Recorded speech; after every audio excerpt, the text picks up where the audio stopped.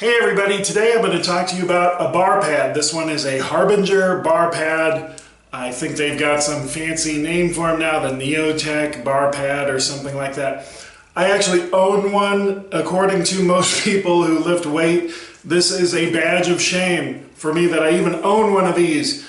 But I want to talk to you about this and I want to have a conversation. For those of you who lift, you know the nickname for this is it's called a pussy pad. If you try to look up YouTube videos on what this thing is, you're going to see a lot of really disparaging comments like, if you use one of these, you're a pussy, and you know, okay, look, as you know, I'm a fat old man. I am beyond the nonsense of doing something or not doing something because somebody's going to call me a name.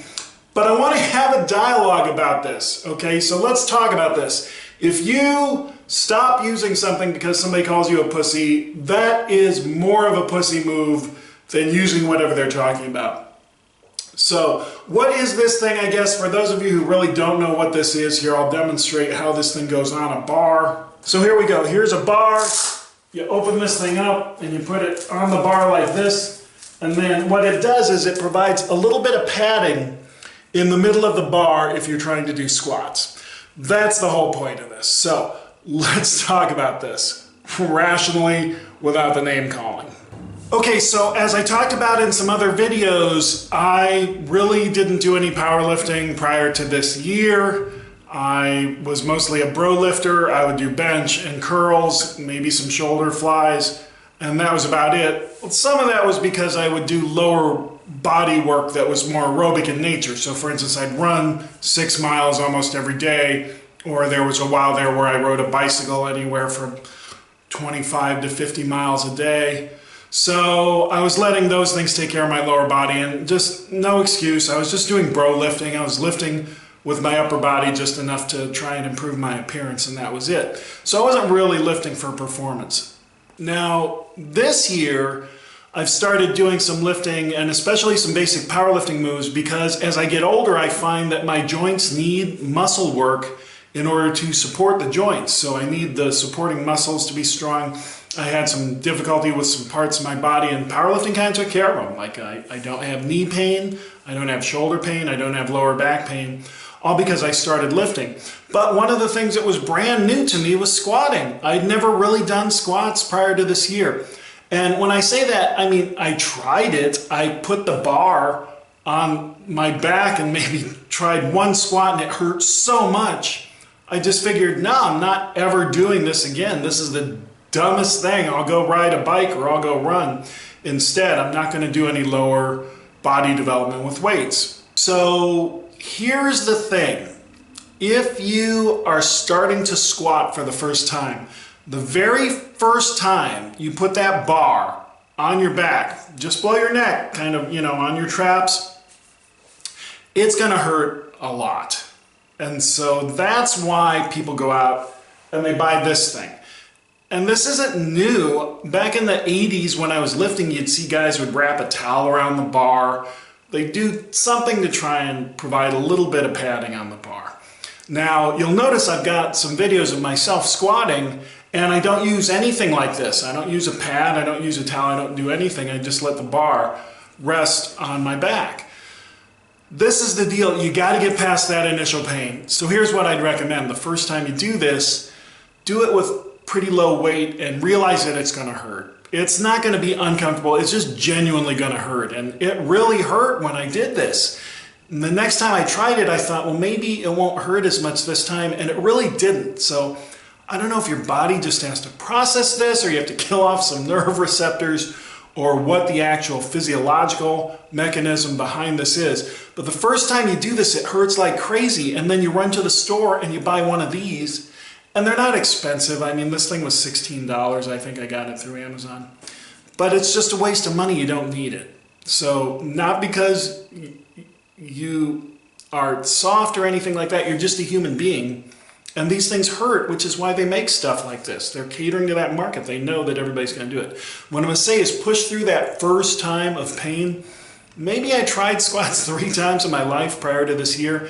Every time was the same experience. Oh my God, this hurts so much. I am not putting 250 pounds or 300 pounds on this bar when 185 pounds hurts like crazy. I'm just not going to do it. There's nothing worse than just enduring physical pain. And I'm going to say you need to give it a little bit more of a try. So name calling aside, look, if it hurts when you do this, it just hurts. And calling people names because of it doesn't make it hurt any less. It just does. I mean, we should be attracting more people to strength training, not fewer.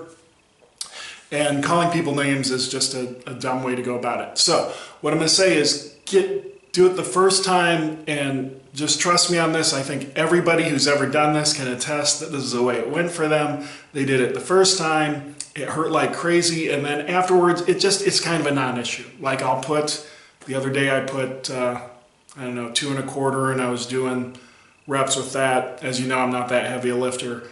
And it just doesn't hurt anymore after the first time. But we have to acknowledge that it does hurt the first time. These pads are not the answer, so don't get these. As far as these things go, I mean, I guess this is as good as anything in its segment. It seems to be okay. The thing is, you don't need one. Don't get it. Work through that first session of pain. Try it again in 3 days, and you'll find it hurts a lot less. And eventually you'll find that it really doesn't hurt at all. You're going to figure out where the bar feels optimal on your back. I do a high bar squat. Those are probably a little bit more painful. People who do a low bar squat are getting the bar across a lot more meaty areas in their back. And you'll get used to it. Don't buy these. They're not a good idea. Might actually be unsafe. And it's kind of keeping you from getting to where you need to be with squats. So just don't buy it. It's not that this is a bad product. It's that it's a product that does something that you don't need to have done. So not because anybody's a pussy, just pain is pain.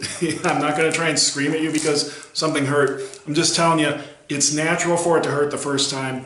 And then after that, you'll find that it hurts much less the second time. And eventually, this is just not going to be an issue for you. This is the way it goes with everybody who's ever squatted with a bar on their back, just below their neck.